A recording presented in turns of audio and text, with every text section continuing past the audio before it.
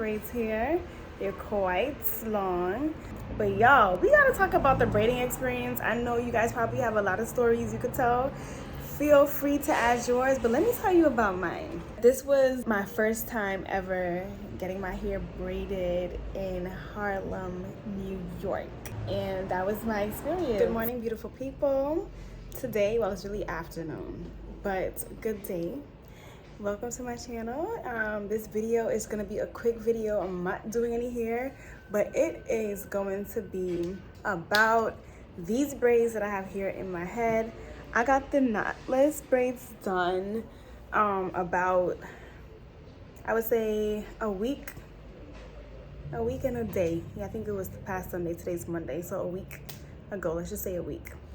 And they're holding up pretty well. I never got they apply like some kind of gel, but it was like the braiding gel they were using. But they also apply that to my edges, which didn't really hold like how, you know, the Eco Styler or the, I forget what the other one is called. So yeah, it didn't really give me that kind of hold, even though it felt really like thick. I can see when she was taking it out, it was this clear kind of gel. But either way, I want to talk about my experience. That day, I went to three African braiders that day. And they're all in the same vicinity, all in the same block. One reason I want to come on here, because I want to see if anybody has a similar experience. One thing that I do love, some people don't like it, I don't mind it, but I actually like when there are two braiders. Because it makes the process faster for me, as long as it's still a reasonable price and the quality, like it still looks consistent throughout. I'm perfectly fine with that. I want to be in and I want to be out. Now, the braider that I had that did these braids here, it was only her from start to finish. I started, I want to say at 2, and I finished like around 8. But I just feel like, let me start from the top. I made a call inquiring about knotless braids from this place that I thought that had really good reviews. So I called in braider number 1. I asked her, well, first of all, can I come in today? You know, do you have any available spots for knotless braids? She told me yes. And she said, I asked her, well, how much do you charge for about waist length and small knotless braids? She said, it varies. You would have to come in so I can see your, you know, like your hair, your head, XYZ. I said, no problem. I said, okay, well, what's the range so I know like what to expect, like from least to like the most I could possibly pay. She said anywhere from 200 to, I forget the top number because I wasn't really concerned about the top number, but I know I was starting around 200, right? So I said, okay. She still couldn't give me a short answer. I said, fair enough. It was close enough. And mind you, while I was on my way walking down, there was a lady on the sidewalk, and she said, oh, you want to get your hair braided? I guess she just saw my natural hair out and thought I needed it braided. I was like, actually, I have an appointment already, but, you know, what's your, you know, she gave me her card, and she told me she would charge me. Well, she asked me, how much is the other lady charging me? I said, I don't know. She said, I have to come in to find out the price, so that's what I'm going to do now. She said, I'll charge you $160. I said, okay, well, let me just go in since I already have an appointment. She's waiting for me. So my hair's already, I took out my braids. I had stitch braids from before. So, you know, like they put a whole bunch of gel when you get stitch braids, stitch cornrows. And so my hair wasn't dirty in the sense that it had dandruff. It wasn't dirty at all in that sense, but it was dirty in terms of product buildup. So all that gel from before was still there, even going like this on my natural hair, which was blow dried at the time, so it wasn't like it was super, you know, tangled or anything. It wasn't tangled at all. You could see the shine. You could see all the gel products right here. So I went there and she was just like, oh, but your hair's not dirty. I was like, but it needs to be washed. And generally, I come with my hair already washed when I go to a braiding salon, but over the phone, she told me that she could wash it. That's the only reason why. I was just like, okay, well, cool. So anyway, when I get there, after being told that she could wash it, she's really telling me, but your hair's not dirty, but you definitely said you could wash it. How would I have had those braids in for what? I think 3 weeks, and then put knotless braids on top of that for another however many weeks. And that's just too long. It's too much. My hair needs to be washed. Even if you don't see dandruff, I have this product built up. I just want my scalp to be washed, you know, in here. So anyway, we spent the next 5 minutes her asking me, so what's your budget? I'm like, how much does the service cost, right? Then she was just like, oh, I'll have to see the size of your head. I'm like, I'm literally here in person. This is the size of my head. How much would you charge for small knotless braids? And I showed her like down to here. Going back and forth, back and forth. I said, you know what? Because she was really saying like, but your hair's not dirty. And she kept on really focusing on that. I guess she really didn't want to wash my hair. So I was like, it's okay. I said, I'll come back. So now she's trying to bargain with me, negotiate. And I was like, no, it's okay, it's okay. Lady is pleading now. She was like, I'll work with whatever price you have, just tell me now. And I'm just like, no, it's okay. I said, well, what do you usually charge? She took a pause and she said, 300. Excuse me? No. No. Because I saw there was about 6 other ladies in there. That's it. And the braids were nice, but they weren't worth $300. Because I've seen some places online that would say that, you know what, that's worth $300. But this one, no, I'm not paying $300 for this. And you're still debating on not washing my hair? No. Now, I know I could have given her a number, but I feel like you should know how much this service costs for this size and this length. So I went next door, and there was another lady. This is a different salon now next door. And there was a lady in there braiding her girl's hair. And I was just like, oh, you guys have any availability today? She said, yes, you can come now. I said, perfect. I said, do you guys wash? She said, yes. I said, perfect. So I was just like, how much do you charge for knotless? She said, what size? I said, this lady right here, this size, her exact length. That's perfect. I want exactly that, but just in black, because she had like brown or like mixed colors. And she was like, hold on, I have to call the owner and see what the owner says for the price. Excuse me? Are you guys charging customers different prices? I want the exact length and the exact size, like parting size, you know? She says she has to call the owner. Now that's bananas to me, because in my personal opinion, and I feel like most would agree, there should be one standard. No, you just can't do that. Whether it's a product or a service, it should be the same. It shouldn't be drastically different at all. It really shouldn't. So anyway, she finally has the owner on the phone, and she takes out her earpiece and tells me, talk to the owner. And I was just like, just tell me how much she's saying. I really don't want to put the earpiece in my ear, because, you know, you honestly can get ear infections that way. But what really, like, was just like, no. There was a whole ton of brown earwax. I don't know if y'all have wax, but I mean, like, this is not something, like, one thing, whether you see the wax or not, you really should not be sharing earpods or anything that goes in your ear. You really shouldn't, because everything is not always visible per se. Like, someone may not have earwax, but they can have something that's going on that's causing the ear to itch on the inside, and now you have an ear infection. You know what I mean? But either way, that's neither here nor there. The point is, there's no way I'm putting that in my ear. It wasn't even just like the silver part, but it was like the whole white thing just had brown sticky earwax. Like, just tell me how much she said, miss. You know what I mean?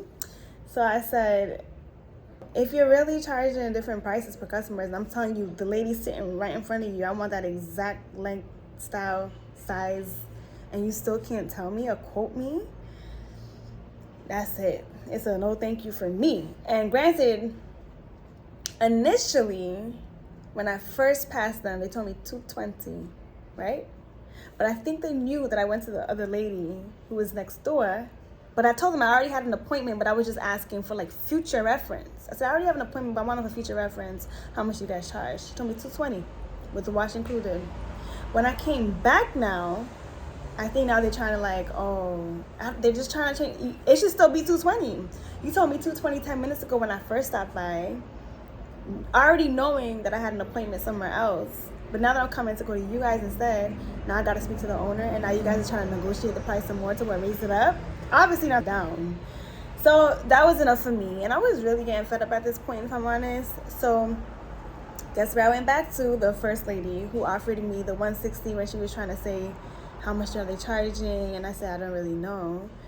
And I mean, she was kind of more so doing it from I'm competing with, you know, other hair braiders in the area, versus, you know, me just making up a price. Or I don't know if they just look at you and just like, I don't know how they come to their prices, because what that taught me, especially with the second lady, is that, well, the first one too, the first lady, she didn't want to say a number. She's hoping that, you know, the customer is gonna say something high. She's just gonna go with it, be like, yeah, I can do that much for you. But then she ended up saying 300 when I didn't give in to saying anything, and I was just like, absolutely not. Then she was all of a sudden saying, no, please, I'll work with anything. Then why don't you just, you know? So anyway, and the second lady showed me that, like, that was just blatant in my face. I'm like, if I could point to you somebody who has that exact thing that I want, and you're braiding her hair right now, and you still can't tell me how much she's paying, or how much she's being charged for, rather, I'd rather say it that way, but how much you charged her for it, then nah, you guys are just, y'all playing with my money. So no. So I went back to the first lady, and I'm like, okay, finally I'm gonna get my hair washed and braided and all that stuff. When I got up there, y'all, there was about 35 people in the room.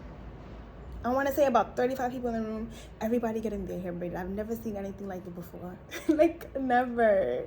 It was like a braiding market. I kid you not. And I say market for a reason, because they had people coming in, and this is probably why it took longer than I thought it should have. They would come in and they were selling perfumes and fragrances, and the braiders would stop. They probably about like 12 braiders or so. Or more, maybe 14. There was a lot of braiders just around the room. And yeah, so they would come in and everybody would stop to smell the fragrances. They would do business with them. They would buy some. Another lady came in and they were selling some kind of like traditional wear. Like, one lady tried it on, not my braider though.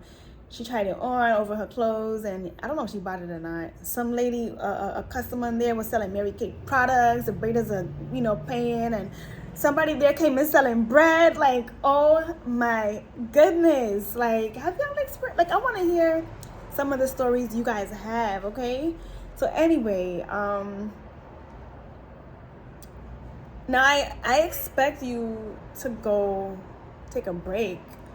And if you guys aren't familiar, I mean, I'm already used to this. So this is something that I understand happens in some African braiding salons. Like, they would stop and pray. But that's something that I already know happens. So that was like, okay, you know, I expected it. What I didn't like though was the whole hustling for this whole price thing. Not for the last place that I got it done at, but the first two places especially.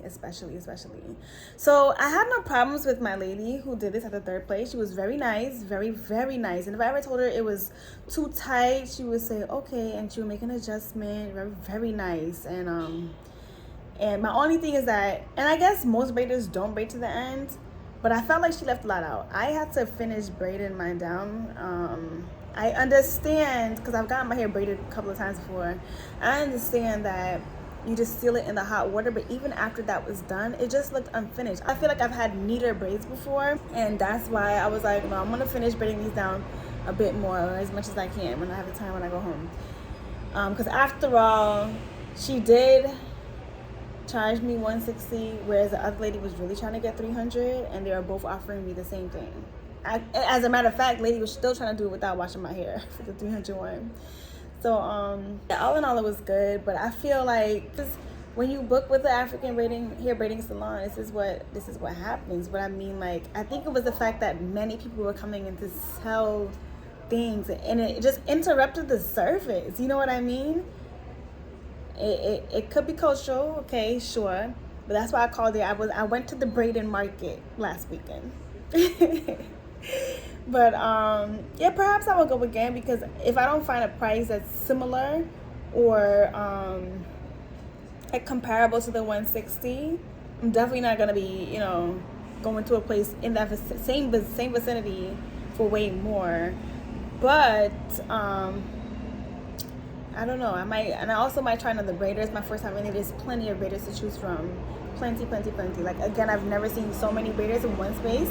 Like, when I finally got upstairs and just walked through, in my head I was just like, oh my gosh, like there was so many people between the braiders and the customers all just sitting down. Like, I mean, I kind of like to see it. I was like, wow, this is kind of, you know. And that was my experience. So, but yeah, I was able to sleep on it the first night, not tired at all. But that's generally how knotless braids go in the first place, and that's why I like them. And I probably would never get regular braids again. You know, just for like the sake of like comfort and ease and like hair preservation, like not to have my hair breaking at the roots and stuff and just like scalp screaming. But I just wanted to share that with you guys. I do a lot of hair videos, skin videos too. That's it for story time today. Let me know you guys' experience. I would love to hear, because I know I'm gonna get quite a lot. Overall, a pretty good job. I was charged $160 for it, and it took me about 6 hours and change to get out of there. So anyway, I had plans that day. Forget about making plans. When you're gonna go get your hair braided, that just might be your plans for the end of the day. Unless, if you have plans, it's best. This is my learning lesson. Get your hair braided at the crack of dawn. Like when they open, 8 o'clock, 9 o'clock, whenever. Get it scheduled for them so you still have the rest of your day, because my day was finished. By the time I came out, it was dark outside, okay? And it's still fairly warm, so it's not like the sun is setting super early, but it was dark. And I was just like, all right, guess it's time for bed. When filming this video, I said, how could I forget to mention another experience that happened on this same exact day? I'm just going to mention 2 words here, because if you know, you know. And those words are toilet paper, okay? Because the story could have been so much more, but I'm just going to say toilet paper, and I'm going to see if y'all know what I'm talking about. Please share with me in the comments below any eventful hair experiences, whether it's braiding or not. I absolutely would love to read. If this resonated with you on any level, please do comment below and share. Also, thanks for tuning in and watching this to the very end. Hit that subscribe button, give it a thumbs up, and yes, I cannot wait to read your stories as well. Till next time, bye.